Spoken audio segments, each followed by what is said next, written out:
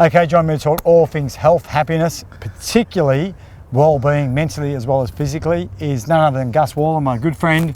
How are you, my friend? Good to see you, Mad Dog. Good, mate. Good to see you, mate. Tell us about your change in radio shows. So, 9 years on the Grill team. Yeah. Now we've got a new show. We do. It's called Moonman in the Morning. Lawrence Mooney, who's just a wonderful Aussie comedian. So we've changed the show from, with Matty Johns and MG for so long, very sports-based, very hard to replace someone like Matty. Yep. So we went for a complete change. We've gone for the funniest show in Sydney, and Lawrence is certainly that. And there's a lady by the name of Jess Eva, who was a breakout star in the block. And she's mad. She's had 6 years on the Sunshine Coast doing brekkie radio, and she's come to Sydney, and I think she's probably the only lady on Sydney radio where people can relate to her, because she's a mother of two, she's a bit of a battler, and Lawrence is funny. So far so good. We've had 3 surveys, all gone up, so fingers crossed it lasts. So breakfast radio, mate, big challenge is getting up early. So, mate, how do you do it? Yeah, so in my 10th year, 3:30 alarm's been on there for a long time.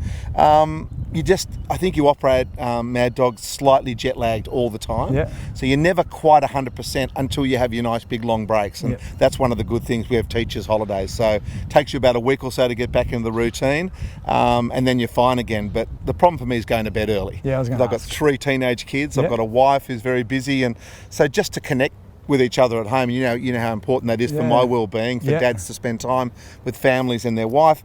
I don't get that much time, so when they're getting home at 8 o'clock themselves, I want to hang with them for an hour or so, and that's my problem. I've got to be in bed by 9 o'clock. If not, I'm toast, because I need at least 6.5 hours. So how do you get to sleep? Any tips? Yeah, I listen to a podcast normally, not yours, mate, which sort of just strips me off, and then my wife turns it off after that. But I just need to hear some sort of noise, and eventually I'll wake myself up with that alarm, jump in the shower, and some days it's just like putting one foot out of the bed into the other, into the shower, into the traffic, and then you're away. And diet's a big challenge. A lot of people that do radio, particularly breakfast radio, put weight on. Yes. How have you managed that over the last 10 years? Not very well. I've had my moments, and you've helped me with this as well, Mad Dog, at times. But I ran the New York Marathon back in 2014, which was about sort of 5 years into my stint on brekkie radio. And that was hard work. You know, I did a show for Fox called Marathon Man, so I had the cameras on me all the time. That made it slightly easier. As soon as that was gone, and the riches of New York and having that all done, I was sort of just back to normal. I didn't learn enough about how to keep the right food going in my gob.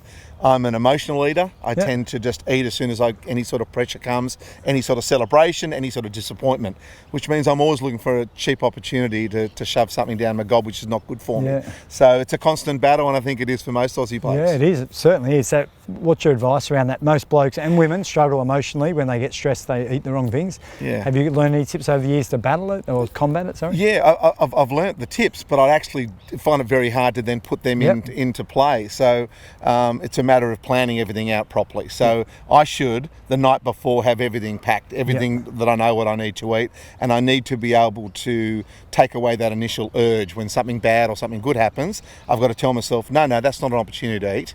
The opportunity now is to stick to the plan, and that's my problem. It's I don't have that self-discipline, so I'm working on that all the time. It's one thing having all the knowledge, it's the second thing actually being good enough and strong enough to be able to put it into play. Yeah, and your weight has fluctuated. You spoke about that.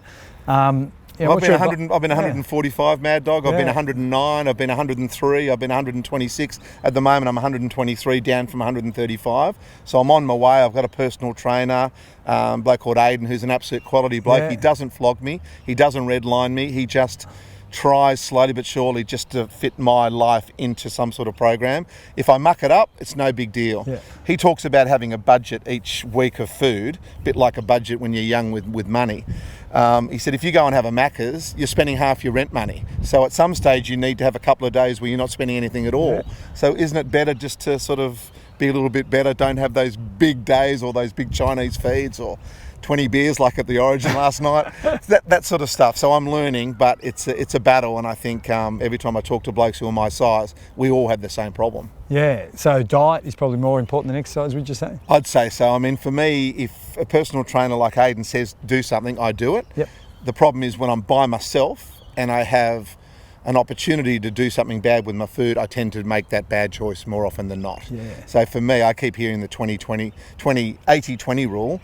food to exercise. I think that maybe for me it might be 90-10. Yeah. If I got my food right, I would strip the weight. Yeah, you're 100% right. You've told me this. Look, that's the problem. Everyone's told me this. The knowledge is there. How do I get my head to switch on to make it happen? That's the problem for me. Well, motivation is probably where it lies for you. So how do you get motivated to stay healthy?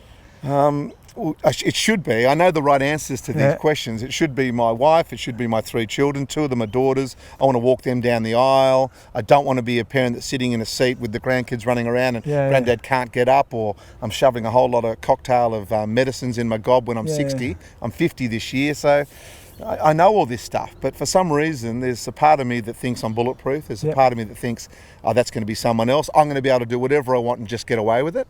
You know. So it's hard to change your mindset when you're a bit like that. Well, speaking of mindset, you do a lot around the space of mental health. Gotcha for Life. Tell us about that. Yeah, so Gotcha for Life came off the back of a program called Man Up, which I did on the ABC. It's still available on iView. We've had over 78 million views now of this 3-hour doco. I'm so proud of it. By far the most important thing I've ever done. It sort of basically I went on a journey finding why a friend of mine took his own life. Yep. A bloke that I thought had everything covered. He had a beautiful wife, family, job. He seemed to have it all, a superhero to me, and I loved him like a brother, and he took his own life. And for years I was in denial. I said, people like that who's got everything, they don't take their own lives. There must be something. I went to the police. I wanted them to investigate. And of course I then started investigating just mental health in Australia, and I realised that the number one way to lose your life if you're an Aussie male between 15 and 44 is to take your own life. Yeah. We have so much suicide here. We lose 6 blokes every single day in this country, and 2 beautiful women as well. So 8 a day, much bigger than any other killer. Yeah. So I thought, well, I've got a wonderful opportunity on the radio, talking to blokes every day. Off the back of Man Up, I can set up a foundation around men's mental health. So you're talking about the physical health, well, I'm talking about let's getting mentally fit, realising it's okay not to have everything covered. Yep. It's okay not to be okay, roughly. Yep. So we go into schools with a program called Tomorrow Man, teaches young boys that it's okay not to be okay. What a man was 100 years ago, we don't have to be that anymore. We've got a much different set of values and styles. So 80% of being an Aussie bloke, absolutely tick the box.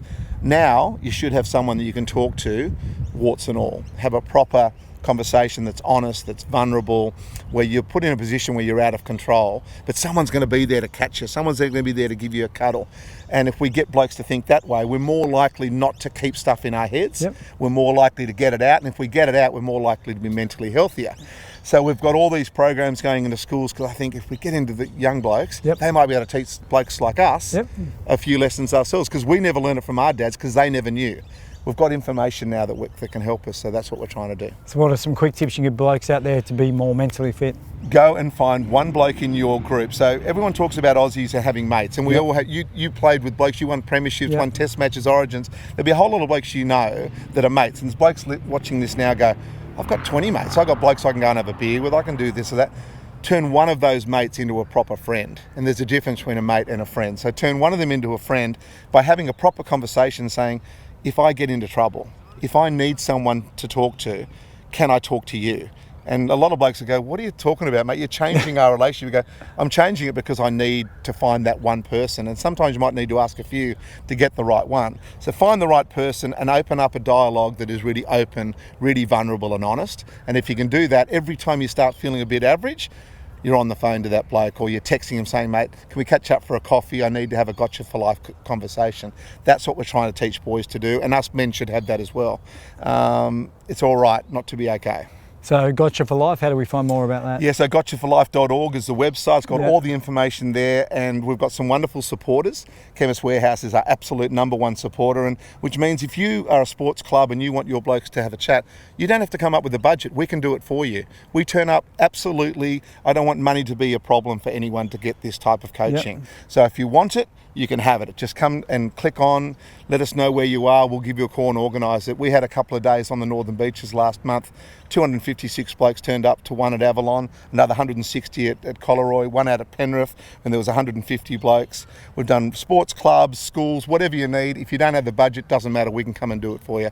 I don't want anyone not to get the coaching due to budget. And you're a dad as well. What's your advice on being a good dad? Well, the best advice that I ever gave myself, eventually, a bloke called Steve Bidoff, who's just a wonderful, he's got many books on being a father. as soon as you are open and honest to your son in particular, and your daughters in my case, where you can turn up and say, I actually don't have the answer to that. Because I reckon I was bullshitting my kids for so long, just making up the answer, because I felt traditionally that I should be the guy that just has the answers to everything. As soon as I put my hand up and said, I actually don't know the answer to that, kids were a little bit surprised initially. Then they went, oh, okay. And I went, let's work this out together. So being honest with the kids and taking down that front that we know everything has certainly helped me. And there's a lot of guys who will struggle with motivation to get fit and be healthy. Your story is an amazing one. What's your advice to them? They're going to fail, but they've got to get back up again. So what's your advice to them? Yeah, and I'm exactly just like them. I have been successful. I've failed more times but I've got another personal trainer. I'm trying again. Never give up. For me, it's the tucker, it's the food. Listen to blokes like you. Have the shake rather than a Macca's. You can still have your Macca's, just don't have it 5 days a week. Have it once a week as a treat. Get on your shakes, get on a program with your personal trainer, and just try to stick to it. And if you fail, get back on the horse. Well, mate, you're an absolute legend. Congratulations Thanks, on all the stuff you're doing, mate. Thank well you, done. mate. Thank Appreciate you. it.